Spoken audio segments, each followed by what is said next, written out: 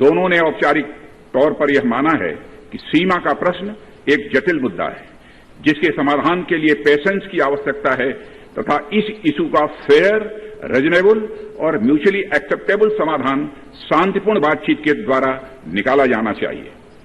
अंतरिम रूप से दोनों पक्षों ने यह मान लिया है कि सीमा पर पीस और ट्रैंक्विलिटी बहाल रखना बाइलेटरल रिलेशंस को बढ़ाने के लिए यह अत्यंत आवश्यक है।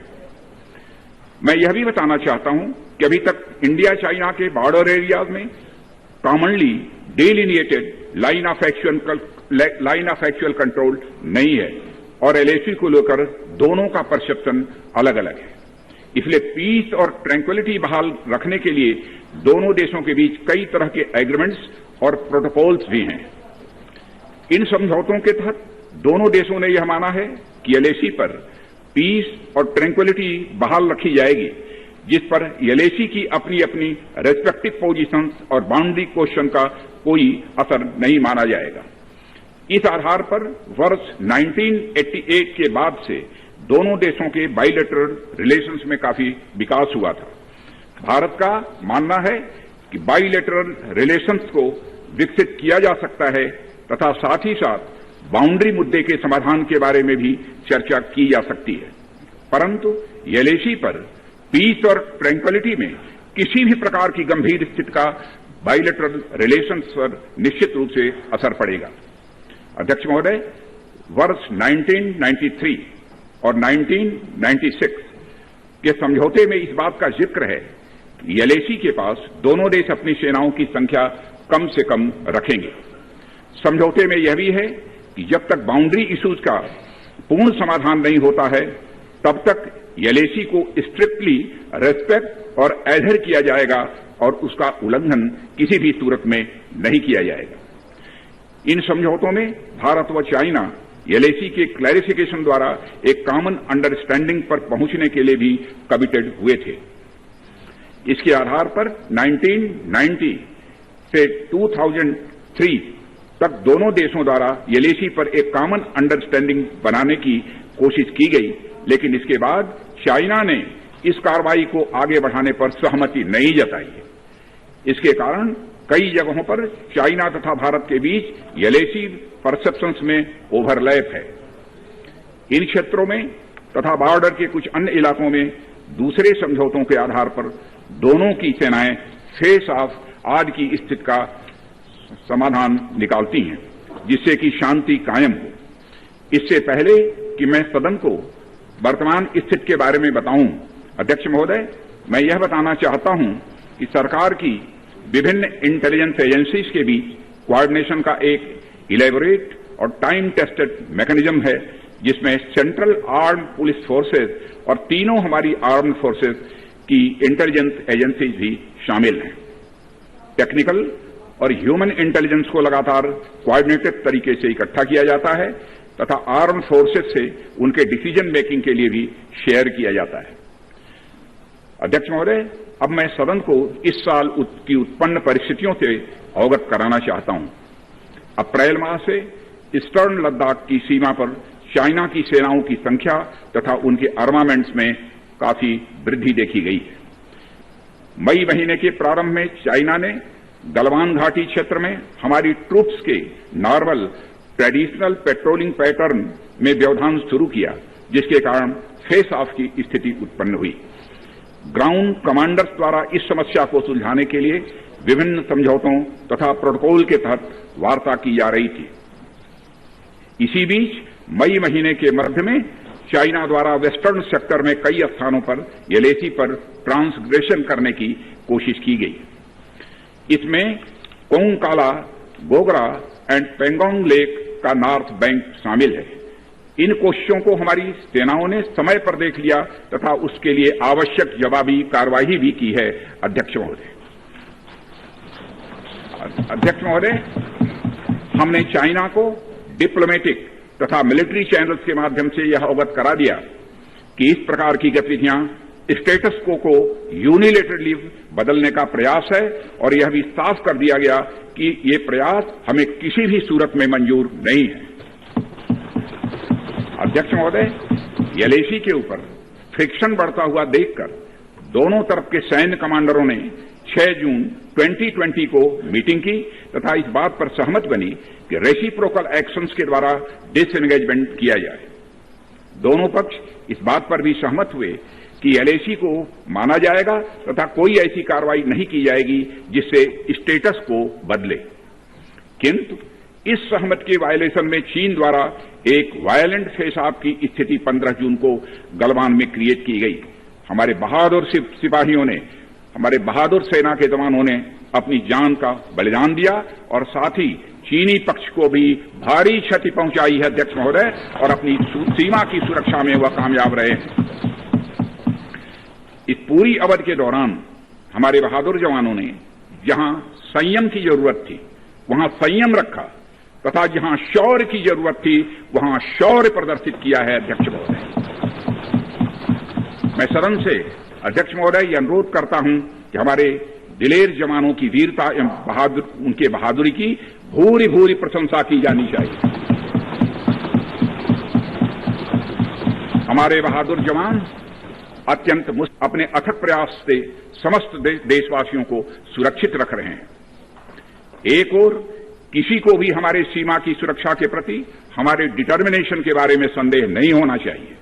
वहीं भारत यह भी मानता है कि पड़ोसियों के साथ शांतिपूर्ण संबंधों के लिए आपसी सम्मान और आपसी सेंसिटिविटी भी आवश्यक है। चूंकि हम मौजूदा स्थिति का डायलॉग के जरिए समाधान चाहते हैं और हमने चाइनीज साइड के साथ डिप्लोमेटिक और मिलिट्री एंगेजमेंट बनाए रखा है। इन डिस्कशंस में 3 की प्रिंसिपल्स हमारी अप्रोच को तय करते हैं।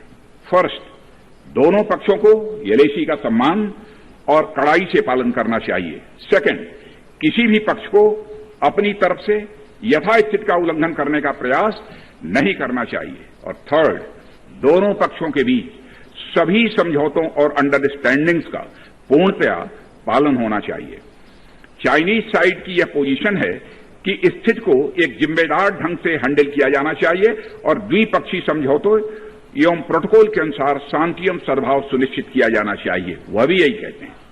जबकि ये डिस्कशन चल ही रहे थे, चीन की तरफ से 29 और 30 अगस्त की रात को प्रोवोकेटिव सैनिक कार्रवाई की गई, जो पेंगोंग लेक के साउथ बैंक एरिया में स्टेटस को बदलने का प्रयास था। लेकिन एक बार फिर हमारी आर्म फोर्सेज द्वारा टाइमली और फॉर्म एक्शंस के कारण उनके प्रयास विफल कर दिए अध्यक्ष महोदय। जैसा कि उपर्युक्त घटनाक्रम से यह स्पष्ट है, चीन की कार्रवाई से हमारे विभिन्न द्विपक्षीय समझौतों के प्रति उसका डिसरिगार्ड पूरी तरह से दिखता है। चीन द्वारा ट्रुप्स की भारी मात्रा में तैनाती किया जाना, 1993 और 1996 के समझौतों का यह उल्लंघन है। एलएसी का सम्मान करना और उसका कड़ाई से पालन किया जाना सीमा क्षेत्रों में शांति और सद्भाव का आधार है और इसे 1993 एवं 1996 के समझौते में स्पष्ट रूप से यह स्वीकार भी किया गया है। जबकि हमारी आर्म्ड फोर्सेस इसका पूरी तरह से पालन करती हैं। चाइनीज साइड की ओर से ऐसा नहीं हुआ है। उनकी कार्रवाई के कारण एलएसी के आसपास समय समय पर फेस ऑफ और फ्रिक्शंस भी पैदा हुए हैं। जैसा कि मैंने पहले भी उल्लेख किया, इन समझौतों में फेस ऑफ की स्थिति से निपटने के लिए विस्तृत प्रोसीजर्स और नॉर्म्स भी निर्धारित हैं। तथापि इस वर्ष हाल की घटनाओं में चाइनीज फोर्सेस का वायलेंट कंडक्ट सभी म्यूचुअली एग्रीड नॉर्म्स का पूरी तरह से उल्लंघन है। अभी की स्थिति के अनुसार चाइनीज साइड ने एलएसी और अंदरूनी क्षेत्रों में बड़ी संख्या में सैनिक टुकड़ियां और गोला बारूद मोबिलाइज किया हुआ है। पूर्वी लद्दाख और गोगरा और कोंकला और पेंगोंग लेक का नॉर्थ और साउथ बैंक पर कई फ्रिक्शन एरियाज हैं।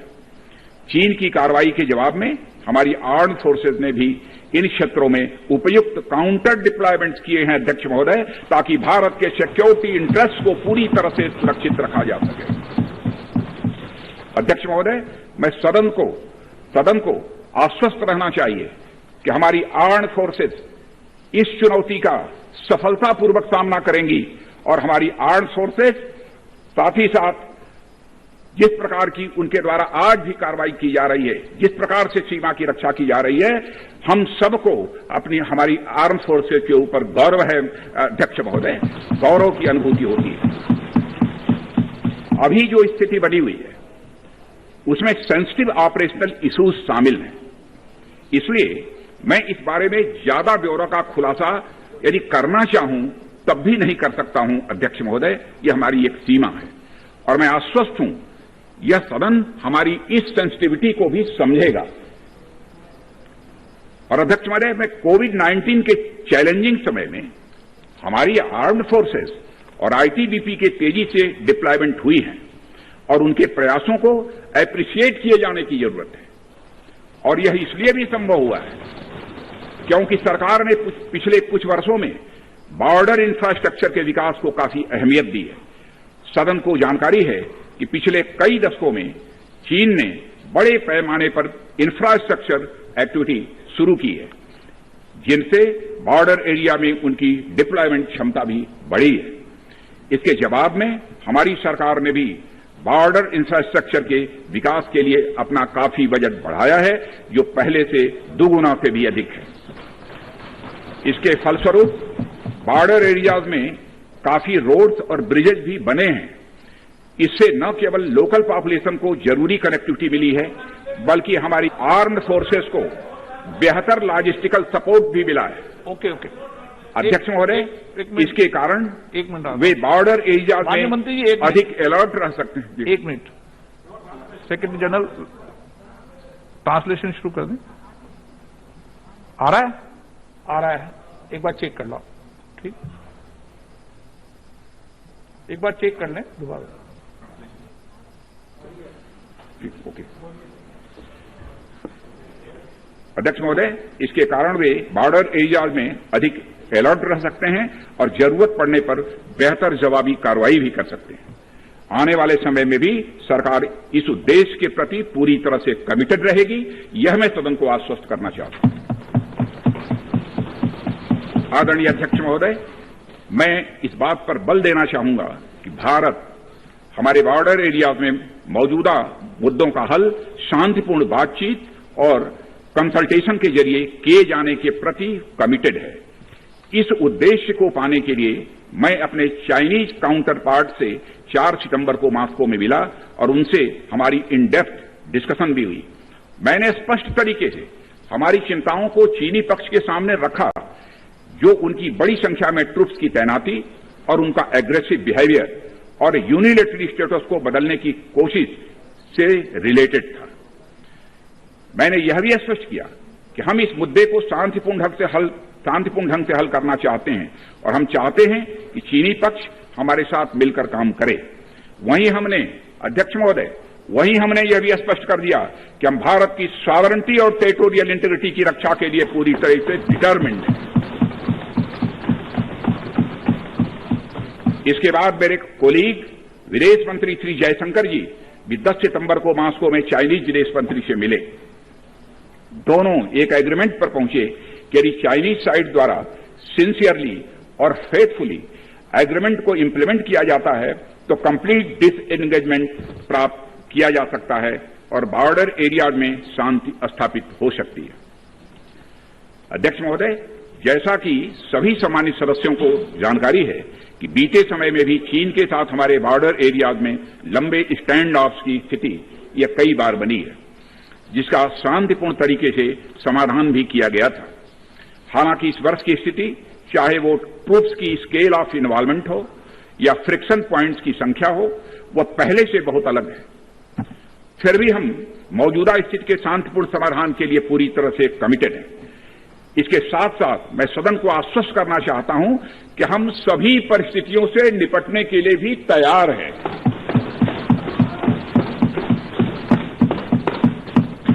अध्यक्ष महोदय, इस सदन की एक गौरवशाली परंपरा रही है। दोहराना चाहता हूं अध्यक्ष महोदय कि सदन की गौरवशाली परंपरा रही है कि जब भी देश के समक्ष कोई बड़ी चुनौती आई है तो इस सदन ने भारतीय सेनाओं की दृढ़ता और संकल्प के प्रति पूरी अपनी एकता और भरोसा दिखाया। साथ ही सीमा क्षेत्र में तैनात अपने बहादुर सेना के जवानों के शौर्य, पराक्रम और सीमा की सुरक्षा के प्रति उनकी प्रतिबद्धता पर पूरा इस सदन ने विश्वास व्यक्त किया है। अध्यक्ष महोदय और अध्यक्ष महोदय, मैं आपको यह विश्वास दिलाना चाहता हूं कि हमारे आर्म्ड फोर्सेस के जवानों का जोश एवं हौसला बुलंद है, इस पर किसी को संदेह नहीं होना चाहिए। माननीय प्रधानमंत्री जी के बहादुर जवानों के बीच जाने के बाद हमारे कमांडर तथा जवानों में यह संदेश गया है कि देश के 130 करोड़ आदिवासी जवानों के साथ खड़े हैं। उनके लिए बर्फीली ऊंचाइयों के अनुरूप विशेष प्रकार के गर्म कपड़े, उनके रहने का स्पेशलाइज्ड टेंट तथा उनके सभी अस्त्र शस्त्र एवं गोला बारूद की पर्याप्त व्यवस्था की गई है। अध्यक्ष महोदय, हमारे जवानों का यह संकल्प सराहनीय है कि दुर्गम ऊंचाइयों पर जहां ऑक्सीजन की कमी है तथा तापमान शून्य से नीचे है, उनके उत्साह में कोई कमी नहीं आती है और वे सियाचिन, कारगिल और आदि ऊंचाइयों पर अपना कर्तव्य इतने वर्षों से लगातार निभाते आ रहे हैं। और अध्यक्ष महोदय, मुझे इस गौरवमयी सदन यह साझा करने में यह कतई संकोच नहीं है कि लद्दाख में हम एक चुनौती के दौर से गुजर रहे हैं और मैं इस सदन से यह आग्रह करना चाहता हूं कि हमें एक रिजोल्यूशन द्वारा पारित करना चाहिए कि हम अपने वीर जवानों के साथ कदम से कदम मिलाकर खड़े हैं। पूरा सदन अपने वीर जवानों के साथ कदम से कदम मिलाकर खड़ा है, जो कि अपनी जान की, अपनी जिंदगी की बगैर परवाह किए हुए देश की चोटियों की ऊंचाइयों पर विषम परिस्थितियों के बावजूद हमारी भारत माता की वह रक्षा करते हैं। यह समय है जब यह सदन अपने सशस्त्र सेनाओं के साहस और वीरता पर पूर्ण विश्वास जताते हुए उनको यह संदेश भेजे कि यह सदन और सारा देश सशस्त्र सेनाओं के साथ है, जो भारत की संप्रभुता और अखंडता की रक्षा में लगातार जुटे हुए हैं। इन्हीं शब्दों के साथ अध्यक्ष महोदय, मैं अपना निवेदन समाप्त करता हूं। आइटम नंबर 11 महासचिव